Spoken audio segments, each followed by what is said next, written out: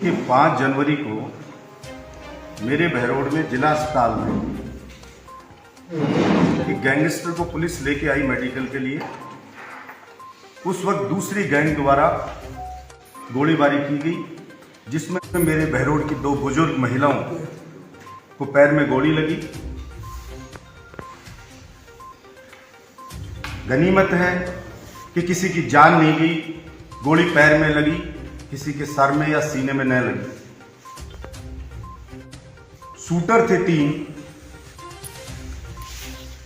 और एक व्यक्ति बाहर था जो गाड़ी से लेके उनको ले जाने वाला था। 2 शूटर फरार हो गए, एक जो तीसरा आदमी था वो फरार हो गया। चौथा जो व्यक्ति था उसको पुलिस ने पहचान के पकड़ लिया। पुलिस ने जब उससे पूछताछ की रोमी नाम के शूटर से, तो उसकी पूछताछ में कुछ लोगों के नाम आए कि जो रिवॉल्वर, जो भी उनके पास हथियार थे, जो बोलेरो गाड़ी थी, वो सब कहां से अरेंज हुई और उनको कहां से मदद मिल रही थी और इसके पीछे कौन कौन लोगों का हाथ। पूछताछ में रोमी नाम के व्यक्ति ने बताया कि 3 तारीख को जैनपुरवास गांव में भारत सरकार लिखी हुई गाड़ी के अंदर अलवर सांसद बालकनाथ का पीए, जो अपने आप को बता रहा था कि ऑफिस इंचार्ज हूं, और एक व्यक्ति बता रहा था उसका क्लोज हूं, और 2 लोग और थे गाड़ी में। वो सब एक पैकेट लेके आए और उन्होंने कहा कि इसके अंदर पैसे हैं, और फिर उन्होंने सांसद बालकनाथ जी से फोन पे बात करवाई, जो गोलीबारी में शामिल है, हिस्ट्री सीटर, उससे बात कराई। और उसने फोन पे ये बोला बालकनाथ जी से कि आप हमारी मदद करो, हम आपकी मदद करेंगे चुनाव में। तो सांसद जी ने उनको कहा कि मैं तन मन धन से हर वक्त आपकी मदद के लिए तैयार रहूंगा। इस पे जो गैंगस्टर था उसने अपने साथियों से कहा कि महाराज जी ने कह दिए, खुली छूट दे दी है कि सावधानी से करना जो भी काम करो, और कहा है कि तन मन धन से मैं आपके साथ रहूंगा।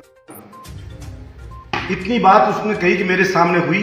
उस बंडल में कितने रुपए थे ये उन्होंने बताया कि मुझे नहीं पता, वो उस रामफल नाम के व्यक्ति को पता होगा, मुझे नहीं पता कितने। जब उनका नाम आया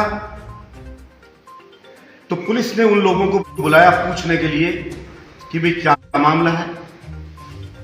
ये 3 तारीख की घटना है। 3 को पैसे दिए, 4 को कॉलेज में फंक्शन था, तो वो लोग स्टेज के ऊपर, जो हिस्ट्री सीटर थे, 2 बहरोड थाने के हिस्ट्री सीटर थे, वो लोग स्टेज के ऊपर बैठे थे, और उनसे राजाराम और एक हितेंद्र, ये दोनों लोग उनके गले मिल रहे थे, प्यार से मिल रहे थे, बातें कर रहे थे, फिर स्टेज पे उनको बिठा रहे थे,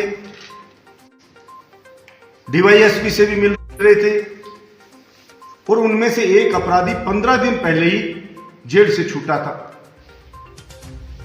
जब ये सारी चीजें आई और वो फरार हो गए, तो पुलिस ने जानकारी जुटाने के लिए कि भी पूछताछ करें, उस रोमी नाम के शूटर से पूछा, तो उसने कहा कहां छुप सकते बाकी अपराधी, तो उसने कहा राजाराम और हितेंद्र प्रॉपर्टी के दलाल हैं, वो दलाल उसके कहीं अरेंजमेंट कर सकते हैं, क्योंकि जमीन उमीनों पे कब्जे कुब्जे करवाने में वो मदद हमारी लेते रहते हैं, हमें पैसे वगैरह देते हैं। इस पर पुलिस ने निशांत, जो बंडल पैसे का देके आया था, उसको, और राजाराम और हितेंद्र, इनको बुलाया। एक जयपुरा मोहल्ले का लड़का था जिस पर मुखबिर से सूचना थी पुलिस को कि जो शूटर था, एक जो फरार है, वो रात को उसके घर पे उस दिन रुका था। इस पे पुलिस ने उस नीमू नाम का कोई था सैनी, उस लड़के को बुलाया, 4 को बुलाया पूछताछ के लिए, जानने के लिए। इतने में ही हंगामा कुछ लोगों ने बालकनाथ के समर्थक थे, जो भी तथाकथित जो अपने आप को नेता बताते हैं, वो हंगामा करने लगे कि इनको छोड़ो। तो डीवाईएसपी बहरोड ने पुलिस अधिकारियों ने कहा कि पूछताछ में इनका कहीं नाम कनेक्शन आया है, हम सिर्फ पूछताछ कर रहे हैं, अगर ये निर्दोष होंगे तो हम इनको फ्री कर देंगे, आप निश्चिंत रहिए।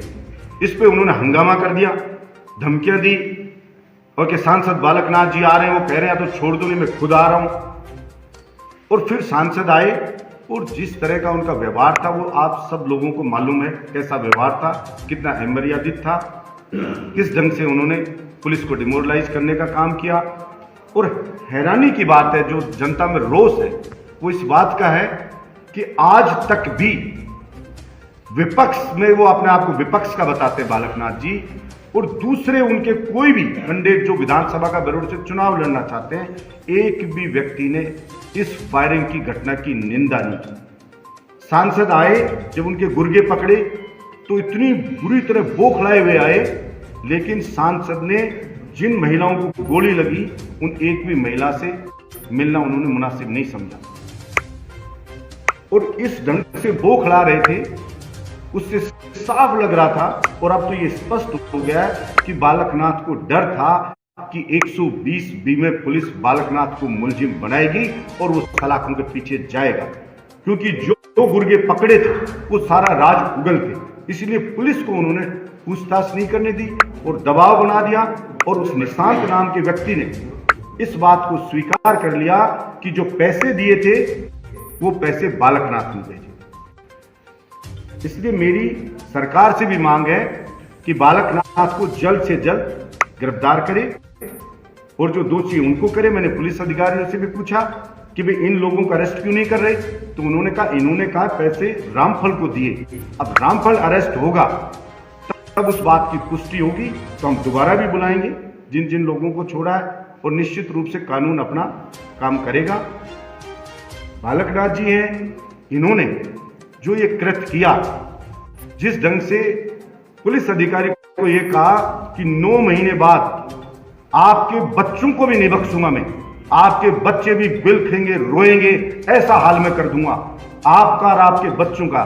तो मैं कहना चाहता हूं बालकनाथ जी को आपके माध्यम से कि आपने कहा 9 महीने बाद, मैं कहता हूं 9 महीने नहीं, बालकनाथ जी जब तक आप जियो, जिंदा रहो, जिस दिन आपको यह लगे कि आज आप ज्यादा पावर में आ गए हो, तो एक अधिकारी के बच्चे नहीं, अलवर जिले के, राजस्थान के किसी भी शरीफ आदमी के बच्चे को आप अपनी विध्वंसकारी नजरों से देखने तक का प्रयास करना, आपका मुंह सपोड़े मार मार के लाल कर देंगे हम, जहां आप करोगे वहीं पे। कभी भी हम सिर्फ कानून के दायरे में रहते हैं, वरना आपका इलाज जनता उस दिन भी कर देती जिस दिन आप बकवासबाजी थाने करके गए थे। और दोबारा से नोटंकी करने, बालकनाथ जी मैं चैलेंज करता हूं बहरोड का विधायक होने के नाते कि अब दोबारा से कभी आप इस ढंग से नोटंकी करना, इस ढंग से कानून को अपने हाथ में लेना, तो आपको जवाब मिलेगा। और जनता ने जवाब दिया, जनता ने बताया, और जनता में जाके देखोगे पता चलेगा। और आप आज तक इतनी घटनाएं हुई कभी नहीं आए, जनता ने 1 लाख से लीड दी बहरोड से, आप धन्यवाद देने तक जनता में नहीं आए, और ये आपके 3-4 गुर्गे पकड़ लिए, तो यही दलाली सब कुछ है आपके लिए कि ऐसे रोने बिलखने लगे। आपको आना चाहिए था सांसद के जैसे, पूछते आप पुलिस से, साहब इनको क्यों लेके आए, पुलिस कारण बताती, आप कहते अगर गलत पकड़ा तो उनकी कंप्लेंट करते, सीनियर अधिकारियों को करते, या आप कोर्ट में जाते। लेकिन ये कहां से आ गया कि आप गुंडागर्दी करोगे, आप कैसी कैसी बातें करोगे, गाली गलौज करोगे। तो ये एक ओछी मानसिकता को दर्शाता है। जैसा मैं शुरू से कहता आया हूं कि बालकनाथ साधु नहीं है, ये साधु के भेष में, भगवा भेष में भेड़िया है बालकनाथ, साधु नहीं है ये। इसलिए आपने जनता को बता दिया, आज अलवर जिले का नहीं, राजस्थान का हर व्यक्ति बोल रहा है कि ये भेड़िया है। और भेड़िया ऐसी बातें कर सकता है कि किसी के बच्चों को मैं जीने नहीं दूंगा, उनको बिलखेंगे, रोएंगे, ऐसा असर करूंगा। जो गैंगस्टर होते हैं, जो खून के प्यासे होते हैं, मैंने तो कभी ये भी नहीं सुना कि वो ये कहते हो कि हम इनके बच्चों को मार देंगे या इनके बच्चों का ये असर कर देंगे। वो चाहे एक दूसरे को मारते हो, आप तो उनसे भी 2 कदम आगे निकल गए। इसलिए ये आपका जो एक्ट है, मैं मानता हूं इससे आपने हमारे हिंदू धर्म को कलंकित किया है। और मैं हिंदू समाज के, हमारे संत संतों से भी मांग करता हूं कि ऐसे आदमी का आप सिंधु समाज बहिष्कृत करे, ऐसे संत का, जो हमारा संत समुदाय है। आप कहीं भी जाते हो, किसी भी जगह, अभी पिछले दिनों कोरोना गांव में गए तो आप स्टेज से कहते हो मेरे पास इतना पैसा है, मैं चाहूं तो आपके गांव में एक गांव में 100 करोड़ दे दूं मेरे पास से, जेब से। किसी गांव में गए अभी दूसरे गांव में, तो कह रहे हो मेरे पास इतना पैसा है, अगर मैं चाहूं तो पूरे अलवर जिले के एक एक आदमी को 100 से 200 साल घर बैठे राशन दे सकता हूं। तो दे ना, दे क्यों नहीं रहा बालकनाथ? कब देगा, कैसे देगा? आप कॉलेज में फंक्शन उद्घाटन हो चुका है, पहले आपका जिलाध्यक्ष बलवान उसका उद्घाटन कर आया, फिर दोबारा उद्घाटन शपथ ग्रहण करते हो और दोबारा करके 50 लाख रुपए खर्चे आपने। और सतीश पूनिया जी आए तो आप पत्रकार लोग पूछ लेना, आपके साथी होंगे, 50 व्यक्ति मौजूद थे, 50 लाख में 50 व्यक्ति रुके। वहां की बालिकाओं को गेट बंद करके और उनको बंधक बना लिया। वो पुलिस को फोन कर रही है कि हमें बंधक बना लिया, छोड़ नहीं रहे, या फुअर डांस करा रहे हैं, बार डांसर है उनसे कॉलेज में डांस करा रहे हो।